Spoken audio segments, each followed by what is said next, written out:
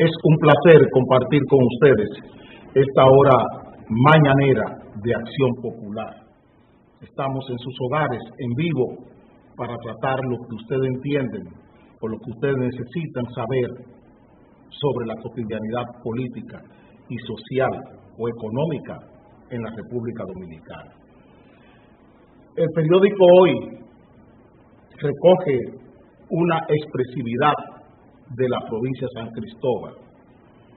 Dicen los moradores que la tanda extendida en San Cristóbal es una bendición para los padres. La tanda extendida en las escuelas, o sea, el horario extendido de 8 a 4 de la tarde, es una bendición para los padres. Eso dice el periódico Hoy y es lo que recoge de la cotidianidad y de la expresividad en San Cristóbal, en medio de la sociedad san cristobalense. Nosotros queremos reiterarle que la tanda extendida no debería ser una bendición para los padres, sino para los alumnos.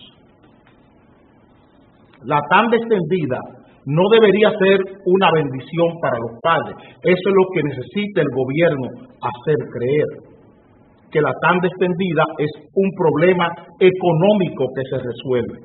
Pero el tema de la educación, que no es comer en la escuela, ni desayunar en la escuela, no está resuelto.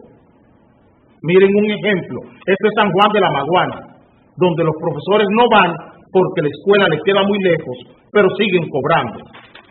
Esto es San Juan de la Maguana. Eso no lo dice Fernando Civilio, lo está diciendo aquí la directora.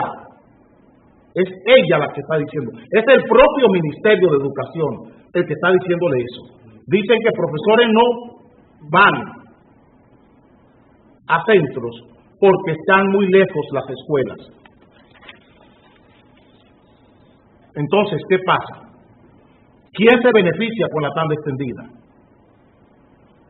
La tanda extendida no es más que una facilidad en el proceso de enseñanza y aprendizaje.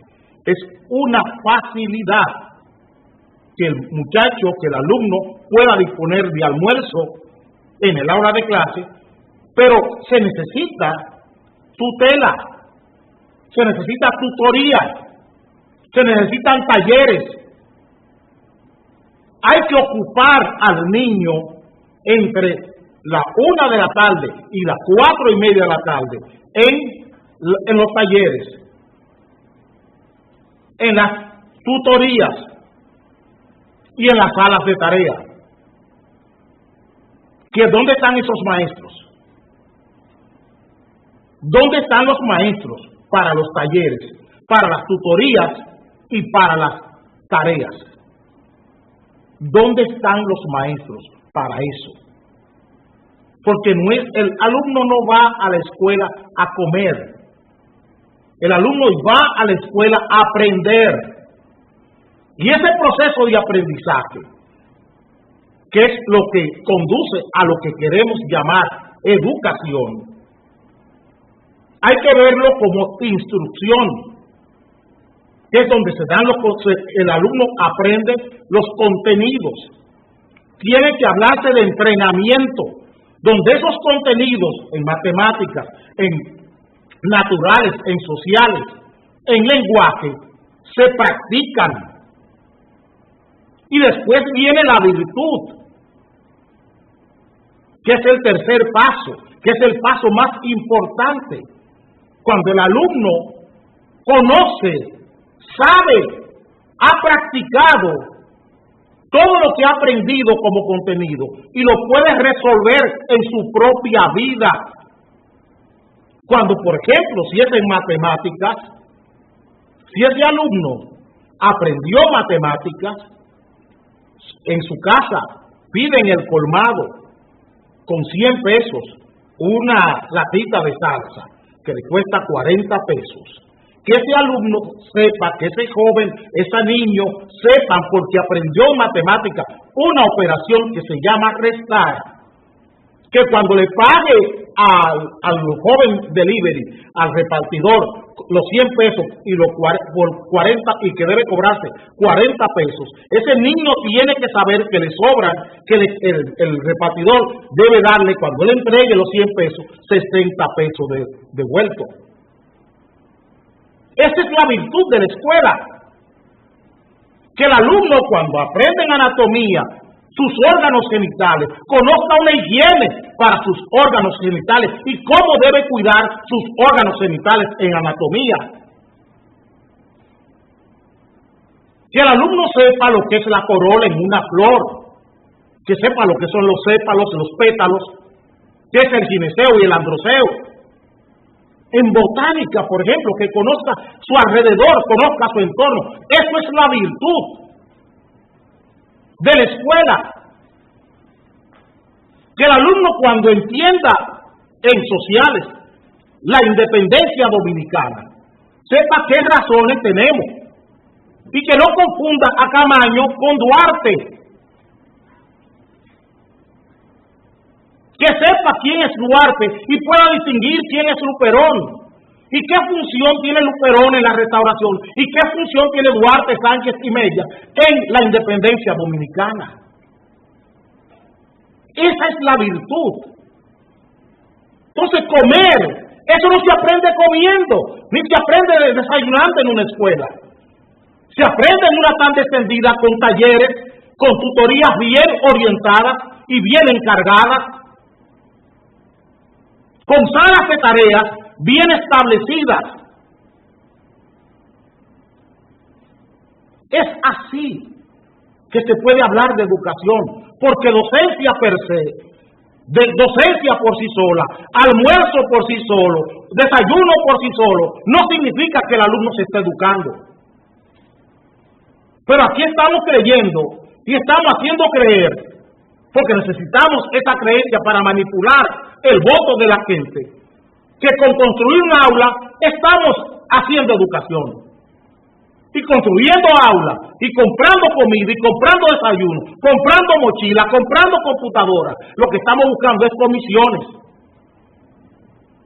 Buscando los 37.000 millones de pesos todos los años en comisiones, para que se queden en las manos de los funcionarios y de los empresarios. Y estamos haciéndole creer a la población de que les estamos educando. Aquí no hay un sistema de educación. Aquí no hay un sistema de enseñanza. Y en el último tema de este programa de hoy, ustedes entenderán por qué yo digo que ha fracasado el sistema de enseñanza público y privado de este país. Es que es un fracaso. Es una estafa, es un fraude el sistema de enseñanza público y privado en este país. Es un fraude. Es un fraude. Es un chantaje empresarial, un chantaje pedagógico y un chantaje cultural e intelectual el sistema de enseñanza en este país, tanto el público como el privado. Y hasta que no hagamos conciencia de eso, estaremos oyendo este tipo de respuesta. Solo hay que ver lo que pasa en concursos, hasta de belleza, aquí. Esas anomalías sociales que llamamos concursos de belleza, las respuestas que dan las mujeres que salen seleccionadas y que cuando se le ponen un micrófono, los disparates que dicen. Y es un fracaso del sistema de enseñanza nuestro, pero no lo queremos reconocer. Miramos para otro lado y nos conformamos con este tipo de titular, que los padres están felices porque sus hijos comen en la escuela y no por lo que sus hijos aprenden en la escuela. A la escuela no se va a comer, a la escuela se va a aprender. La educación no es comer, la educación es instrucción, es entrenamiento y es virtud, es cambio de conducta, es moldear el carácter y la personalidad de la persona que entra a un aula de clase. La educación lo que hace es lo que la escuela no puede hacer, es el puente entre la sociedad y entre la familia y la sociedad. Eso es la educación, quien forme el carácter, la personalidad de ese individuo que sale de su casa y entra a una escuela para ser un ser humano y un ciudadano de otra índole, de otra categoría. Ese puente, esa responsabilidad democrática, esa responsabilidad constitucional que tiene la educación en este país no se está cumpliendo. Y por eso estamos viendo todo el destrozo, estamos viendo todo el desastre, el caos social que estamos viviendo. Es porque la escuela y la iglesia, que es la otra formadora, la otra creadora de conciencia, no está funcionando. Es la escuela, la iglesia. Es la escuela y la iglesia la que no está funcionando en la República Dominicana. Eso es lo que tenemos que comenzar a ver, si es que queremos mejorar esta sociedad. Devolverle a la iglesia el valor socializador que tiene. Devolverle a la educación el valor socializador que tiene la educación. A esas dos entidades hay que devolverle el valor socializador y no creer que son instrumentos trujillistas. Que la educación debe ser ese instrumento liberador, igual que el cristianismo, igual que la religión. Ese instrumento de liberación. Esos no que tiene el éxodo hay que convertirlo en posibilidades para esta juventud, esta niñez que tenemos. Todos esos no del Éxodo 20, de los 10 mandamientos, tenemos que convertirlo en la iglesia en posibilidades. Si es que queremos una educación y que queremos tener ciudadanos y ciudadanas de otra índole dentro de 10 o 15 años. Porque esta generación de niños, de preadolescentes y adolescentes está muy maltrecha. Usaré unos segundos para cambiar de tema.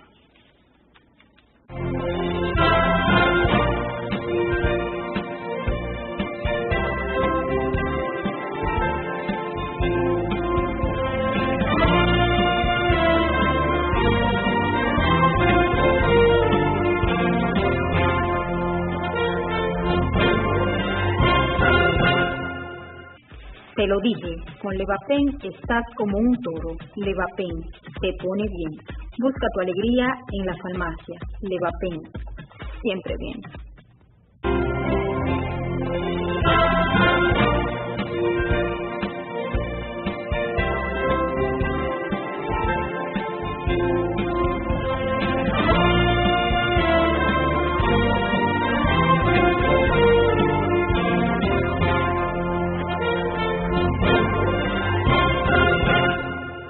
Nuestros empresarios, la Asociación de Jóvenes Empresarios, la Asociación de Industriales o de Industrias de la República Dominicana, el CONEP, todas esas organizaciones empresariales se han manifestado y han expresado su preocupación por el endeudamiento público en este país. Nosotros reconocemos eso, pero nunca nos vamos a detener a coincidir con los empresarios y el endeudamiento, porque también los empresarios, las empresas privadas, están altamente endeudadas en este país. Y ellos solo ven el endeudamiento público, que es peligroso, que es grosero, pero el endeudamiento privado también tenemos que tomarlo en cuenta. Porque ese endeudamiento, tanto el público como el privado, es el que impide que aquí se puedan crear empleos. Es ese endeudamiento público y privado el que impide que aquí se puedan crear empleos. Mientras el gobierno crece en la empleomanía, en la burocracia, en los últimos 12 años en este país, solo se han podido crear 50,000, 60,000 empleos. Empleo de calidad, hablo. Mientras aquí, en los últimos 12 años, ha crecido la empleomanía pública en más de 450,000 empleados. Oiga lo que estamos diciendo. En los últimos 12 años, la empleomanía pública ha crecido en este país más de 450,000 empleados. El sector privado solo ha creado en este país 50, 60 mil empleos de calidad. ¿Por qué? Porque se ha estatizado la economía dominicana. Porque el motor de la economía, con el apoyo de grupos empresariales, ha sido el gobierno. Porque la locomotora, la que arrastra los vagones de la producción nacional, es el gobierno. Y el gobierno ha fichado una serie de empresas privadas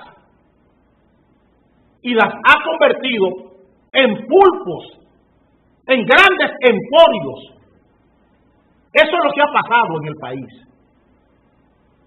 Mientras crece la burocracia, mientras crece la empleomanía del gobierno, el sector privado real no puede crear empleo. No puede crear empleo, porque ¿cuánto es el crédito? ¿Cuánto es el valor del dinero para la pequeña y mediana empresa en este país? ¿A qué banco puede acceder una pequeña, mediana o microempresa a buscar un crédito? Donde un joven, un recién graduado en cualquiera de las carreras de este país, vamos a suponer que vaya a la tecnología, donde ese emprendedor tiene nichos, tiene oportunidades, posibilidades de conseguir un crédito aquí en el país. ¿Dónde lo puede conseguir para montar una empresa nueva? Y si consigue el crédito, ¿cuánto le cuesta? ¿Cuánto es el trámite de montar una empresa en este país? ¿Cuánto es el trámite? Una joven que quiera poner un salón de belleza, ¿cuánto es el trámite? ¿Cuánto le cobran de anticipo fiscal? Una empresa de 50, 60 mil pesos, 100 mil pesos, que quiera montar un emprendedor, ¿cuánto tiene que buscar inmediatamente para la tesorería de la Seguridad Social? ¿Cuánto tiene que buscar para pensiones? ¿Cuánto debe buscar? Todo eso ¿para qué? Para complacer la gula de los gatos de Danilo. ¿Cuánto se paga aquí de anticipo fiscal? Por la sospecha de lo que usted se puede ganar en el año. Porque el gobierno, los gatos de Danilo Medina entienden que usted puede ganarse tantos miles de pesos. Usted tiene que pagar un anticipo fiscal a esos gatos. Hay que pagar un anticipo fiscal. O sea, la sospecha de que usted se puede ganar un dinero, de que usted puede tener una rentabilidad X, a los gatos de Danilo hay que darle un impuesto que se llama anticipo fiscal. Usted va a poner una panadería en un barrio, y ahí viene impuestos internos y le dice que usted tiene, antes de usted ganarse, tiene que buscar el dinero caro. El dinero caro, tiene que buscarlo, caro, y máximamente, o en la mayoría de los casos, en la informalidad, o sea, al usurero, al otro usurero que no es el banquero, al usurero del barrio, que a veces tiene mejor cordialidad con usted que el mismo banco, porque la crueldad del banco es innegociable. La crueldad con que los bancos cobran en este país es innegociable. Entonces usted se va al usurero del barrio y ese le presta para usted poner la panadería. Pero de esos dineros que usted tiene prestado para la panadería o para el taller de computadora, usted tiene que darle al gato de Danilo en impuestos internos, tiene que darle un anticipo fiscal. Sin usted ganarse un centavo en el negocio que usted está montando, tiene que pagar un anticipo fiscal. Un anticipo fiscal. En ninguna parte del mundo se ve esto. En ninguna parte del mundo. Ese es un impuesto inconstitucional, el anticipo. Pero aquí nadie lo quiere decir. Esto es un robo tributario. Porque nadie está llamado a pagar impuestos por lo que no se ha ganado. Y ahí hay unas impresoras fiscales para pagarle impuestos a unos gatos que lo que hacen es subir la nómina en 450,000 empleados en 12 años. Ese es el asunto. Aquí no es problema tanto de endeudamiento. Es para qué sirve esa cartografía de ese endeudamiento. ¿Qué daño nos ha hecho este endeudamiento? ¿Cómo este endeudamiento nos ha quitado las posibilidades a la mayoría de acceder al crédito? ¿Cómo nos ha encarecido el dinero este endeudamiento del gobierno, de los gatos de Danilo? ¿Cómo los gatos de Danilo nos han hecho imposible la vida a nivel de crédito? Ahí está el daño. Porque eso no es un asunto moral, como lo quiere hacer ver los empresarios. Que el endeudamiento es un asunto moral. El endeudamiento es un asunto político, con unas consecuencias políticas, con un recorrido y un alcance político sobre la sociedad, una fuerza directa sobre todo el sistema social dominicano. Es así que tenemos que ver el endeudamiento. El daño, los daños irreversibles que este endeudamiento está provocando en las pequeñas, medianas y en las microempresas en este país, que son las verdaderas víctimas de este tipo de gatos que solo sabe cobrar impuestos. Usaré unos segundos para cambiar de tema.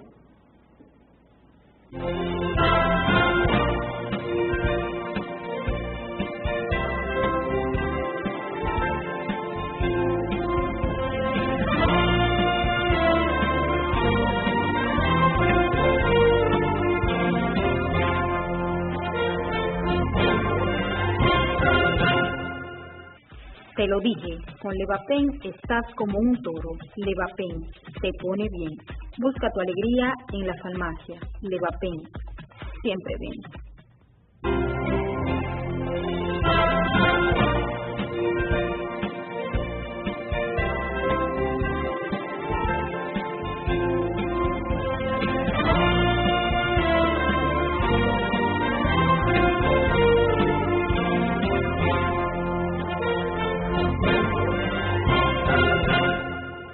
El senador de la provincia San José de Ocoa, el señor Carlos Castillo,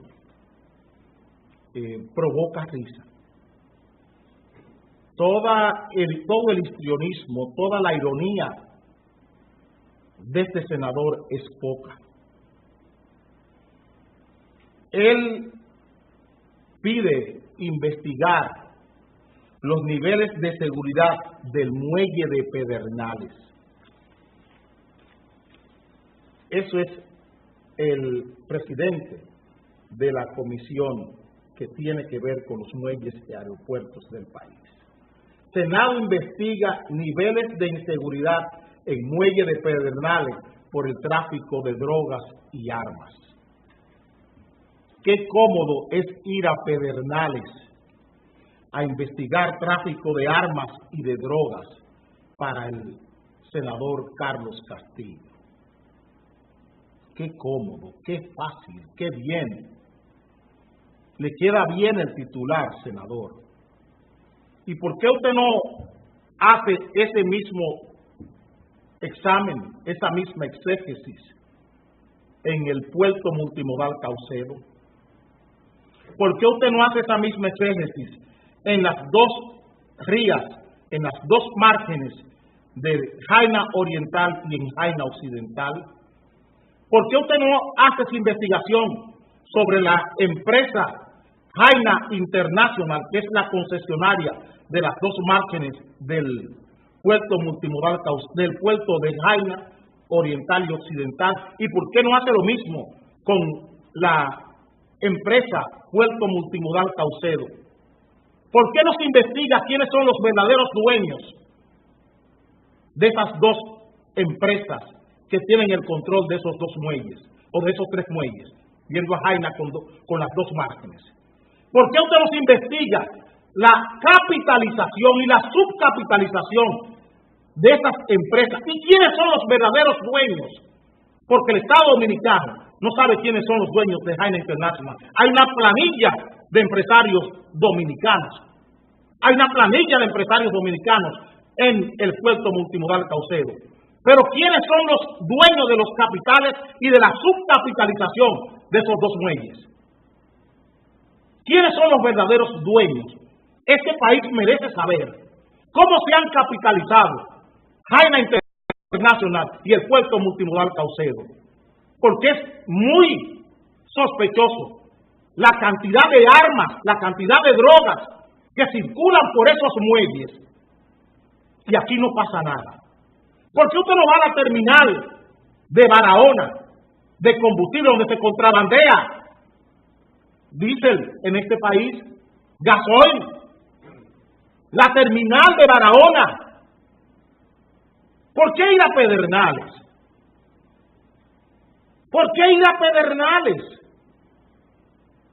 ¿Por qué no se busca el muelle de Puerto Plata? ¿Por qué no se busca el muelle de Manzanillo? ¿Por qué a Pedernales? ¿Qué daño tan grande le ha hecho a usted Pedernales? ¿Por qué no va allí a Baní? ¿Por qué no va allí a Baní? ¿Por qué si usted quiere buscar armas no coge y comienzan a investigar todo el negocio que tienen las empresas de soporte que aquí limpian los barcos, senador Castillo? Esas empresas sin matrícula, sin registro sanitario, sin registro de medio ambiente, que están negociando aquí la limpieza de los barcos. ¿Por qué no se busca la limpieza, el abanderamiento de los barcos que descargan cargas en República Dominicana, que descargan cargas calientes, que usted lo sabe, y lo sabe el Cislimo Pared Pérez, y lo sabe el JB, y lo sabe la Marina de Guerra? Aquí hubo un barco chino que atracó en Pedernales. Atracó en Pedernales ese barco chino y se encalló. Y ese barco encalló al margen de todas las leyes y de todos los planteamientos que hace el acuerdo de Marpol.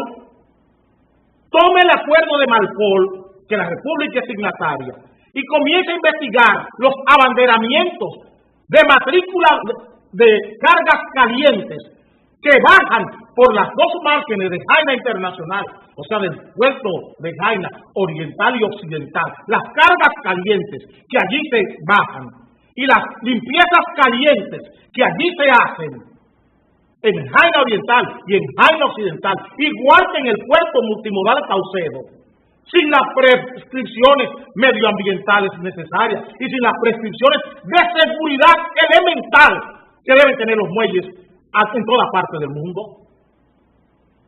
¿Y por qué ir allí a Pedernales, a desviar la atención con Pedernales, cuando tenemos toda la legaña en nuestras propias narices en el Puerto Multimodal Caucedo y en Jaina Oriental y Jaina Occidental?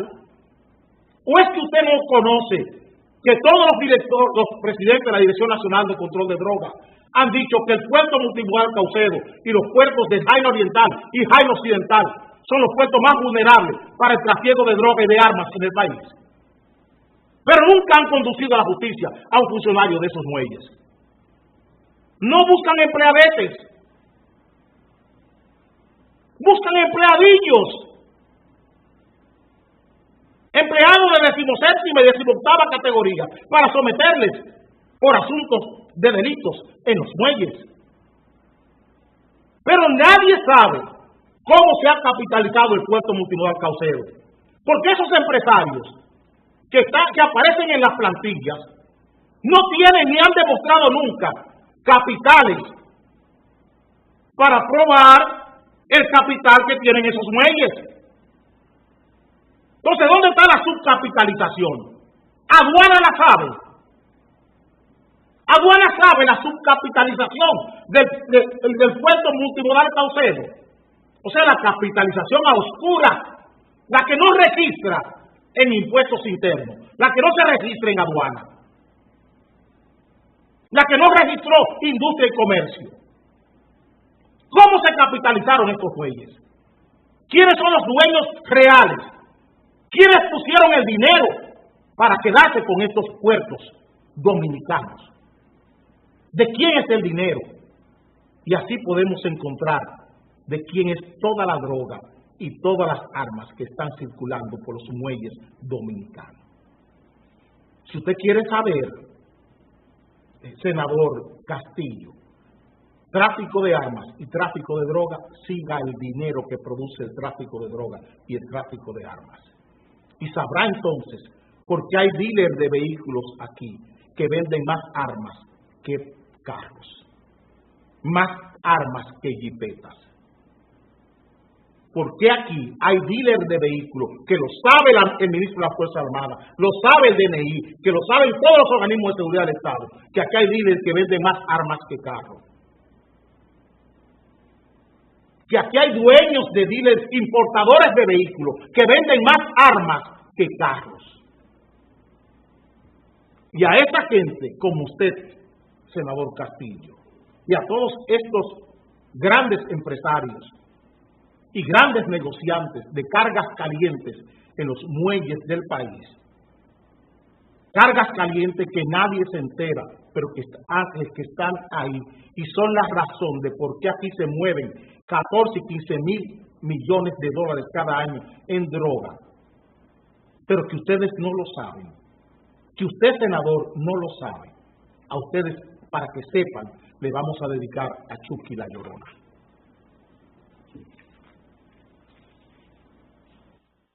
Una producción de la industria cinematográfica nacional.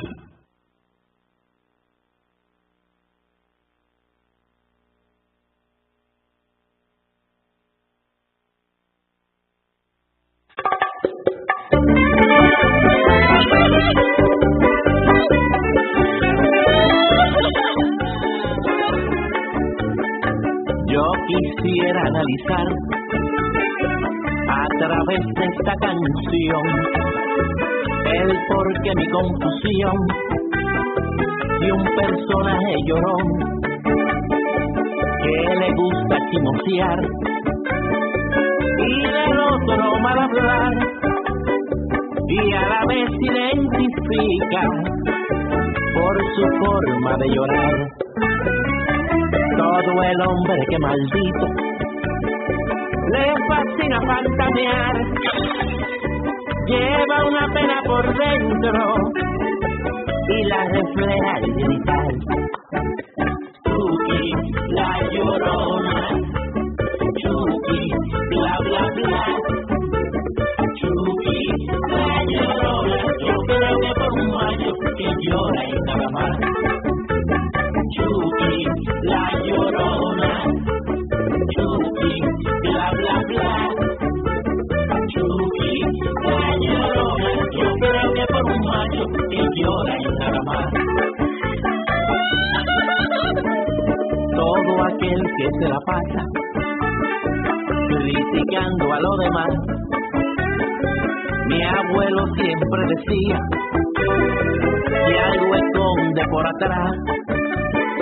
Y es por eso que yo creo que de hombre no tiene nada y le faltan pantalones, no le pesan los bolones, por eso se ponía a gritar. Chucky, la llorona, Chucky, bla bla bla. Chucky, la llorona, yo creo que por un año que llora y nada más. Chucky, la llorona, Chucky, bla bla bla. Chucky, la llorona, yo creo que por un año que llora y nada más.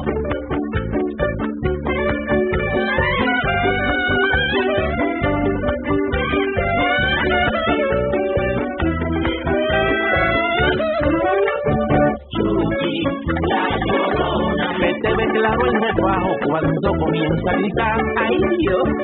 Chucky, la llorona. En la boda la mujer es que le coge con llorar y entonces bebé, Chucky, la llorona. Si tú no tienes oficio, entonces vete a fregar, chula. Chucky, la llorona. Pregúntale a Ricky Martin cómo salir de donde está. Chucky, la llorona. Chucky, bla bla bla. Chucky, la llorona. Yo creo que por un mayo que llora y nada más. Chucky, la llorona. Chucky, bla bla bla. Chucky, la llorona. Yo creo que por un mayo que llora y nada más.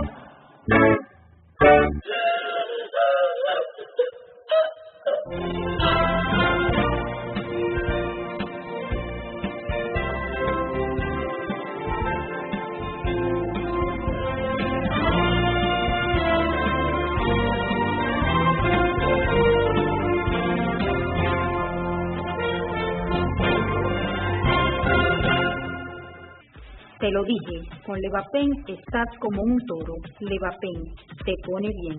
Busca tu alegría en la farmacia. Levapen, siempre bien.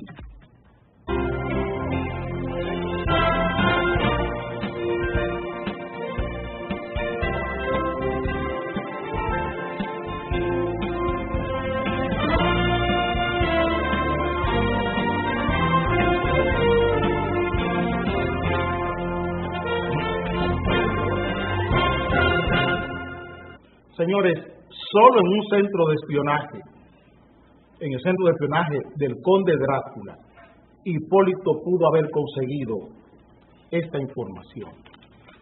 Miren cómo se trivializa el debate público, el debate de Estado de un país. Cómo se relaja el debate de Estado de un país.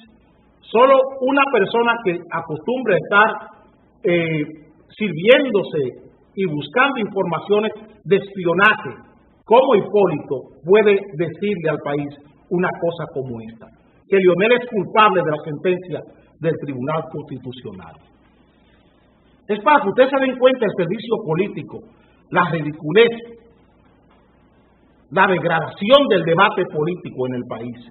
Cómo cosas de Estado se trivializan, se degeneran en manos de estos políticos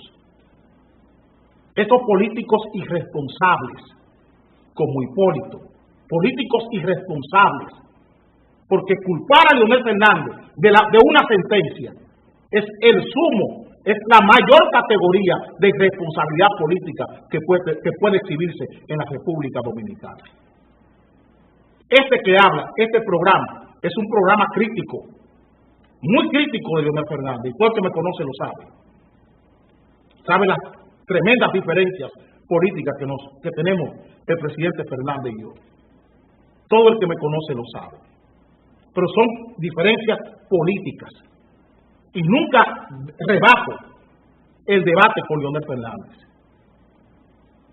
Los políticos tenemos que aprender a asumir las responsabilidades cuando nos toca. Y él asumió la responsabilidad que le ha tocado Hipólito Mejía, porque él está contrario a la sentencia y dice que eso es un abuso contra Haití.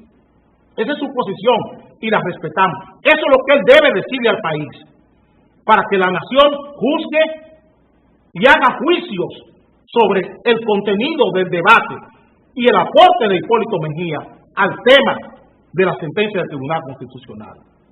Es bueno que lo haga. Pero de ahí a cargarle el dado al presidente Fernández por este asunto, yo creo que es una irresponsabilidad de Hipólito Mejía. Que él diga lo que tenga que decir de la sentencia, pero que no lleve a nadie para el meeting.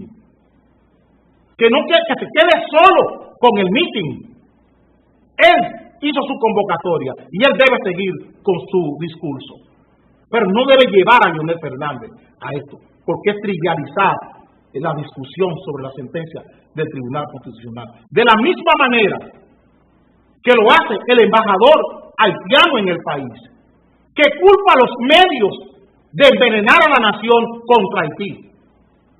Eso lo dice el embajador Frisinea. Eso lo dice el embajador Frisinea, que son los medios los culpables de envenenar la relación dominico-haitiana. Preguntamos al embajador Frisinea, ¿cuándo ha habido de parte de Haití una actitud de reconocimiento al derecho que tiene la República Dominicana de ser una nación independiente, libre y soberana? ¿Cuándo? ¿Cuándo? En 1848, cuando Francia reconoce al Estado Dominicano, el presidente Faustino Zulú invade a la República Dominicana porque no acepta esa decisión de Francia con relación a la República Dominicana. 1848 y en 1849, en febrero específicamente, invaden a la República Dominicana. Y desde 1849 hasta hoy, Haití no ha reconocido nunca el derecho que tiene República Dominicana de existir como nación libre, independiente y soberana. Y esos son los haitianos. Todas las agresiones son haitianas. Desde 1849 a esta parte. Todas las agresiones son haitianas. Entonces aquí no estamos envenenando a nadie. Es que están vendiéndole un fraude al país. Mírenlo aquí. Esa foto de Francisco Javier García se le quiere dar a ustedes a entender que eso forma parte del acuerdo y del diálogo que están llevando Haití y República Dominicana después de la sentencia del Tribunal Constitucional.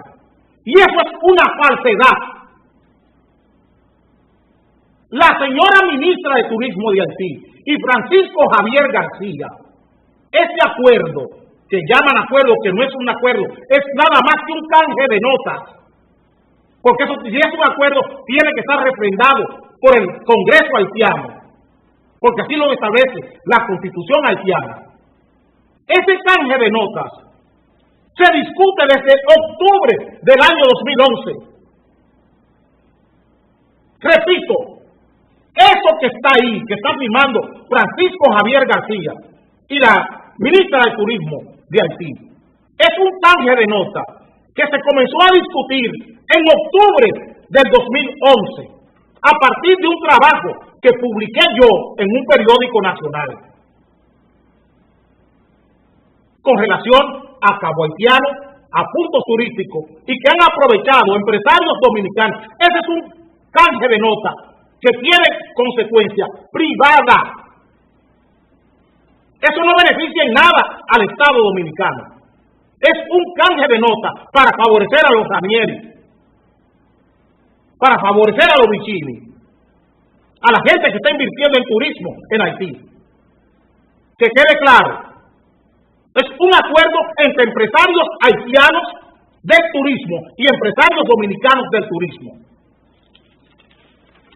Y se comenzó a discutir en octubre del 2011. Y repito, con ocasión de un artículo que escribí y publiqué sobre el turismo haitiano y el turismo dominicano. Que se entienda que a mí no me van a engañar ni me van a engatusar. Esto no forma parte del acuerdo. No hay acuerdo entre Haití y República Dominicana. No hay acuerdo entre Haití y República Dominicana. No hay acuerdo. Están rotas las relaciones, formalmente hablando. Y todo lo que se está haciendo es pantalla. Todo lo que se está haciendo es pantalla y falsedades. Y busquen los periódicos, el Diario Libre de hoy, para que vean a ministros y funcionarios haitianos en manga de camisa, conversando con funcionarios dominicanos. ¿Dónde está el protocolo? ¿Dónde está la etiqueta? ¿Dónde está el ceremonial de conversación, de dialogar? ¿Dónde está el ceremonial protocolar que manda un Estado? Haciendo el ridículo Monchifadul, con un traje y una corbata puesta y un funcionarios haitianos en manga de camisa. Así se hacen cosas formales. Así se trabaja la formalidad diplomática, la solemnidad que mandan los actos públicos. Se tratan así, en manga de camisa. Hagamos una pausa.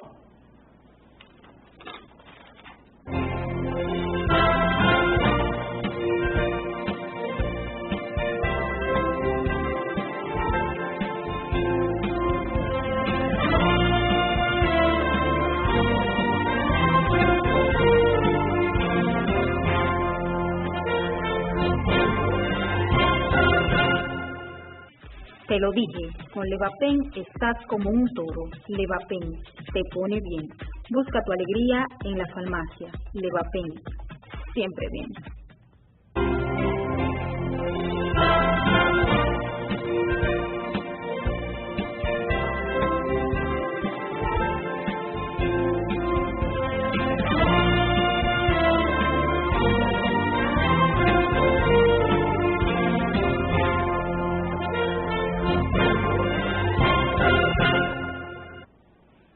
La maternidad de Los Minas atiende 1.275 casos de embarazo en niñas menores de 16 años y el Hospital Juan Pablo Pina en San Cristóbal atiende 1.611 casos similares de embarazo en niñas entre 10 y 16 años. Esta es una nota. Estamos preguntando, ¿para qué sirve la escuela dominicana? ¿Para qué sirven las iglesias dominicanas? Así que comenzamos este tema de cierre del programa de hoy. De buenas a primeras, hemos constituido una sociedad de niños, de preadolescentes y adolescentes deseantes. El rey es el deseo, la mayor facultad que tiene un ser humano hoy en República Dominicana, específicamente un niño, un preadolescente y un adolescente, es el deseo. Hemos creado, hemos construido una sociedad de niños deseantes, de preadolescentes deseantes y de adolescentes deseantes. Es el deseo la facultad mayor de un ser humano hoy en la República Dominicana. Y eso lo hemos fomentado desde los medios de comunicación, desde la escuela y también en las iglesias. Y cuando el deseo toma el control de un ser humano, lo vuelve ansioso, lo mantiene en una angustia permanente. Y en este país tenemos una sociedad de niños ansiosos, de preadolescentes ansiosos y de adolescentes ansiosos. Es esa ansiedad, ese control que tiene el deseo sobre el comportamiento de nuestros niños, de nuestras niñas, de nuestros preadolescentes y adolescentes, lo que está llevando al embarazo a esta cantidad de niñas entre 10 y 16 años. Es deseo. El deseo se aprende. El deseo sexual se aprende cognitivamente.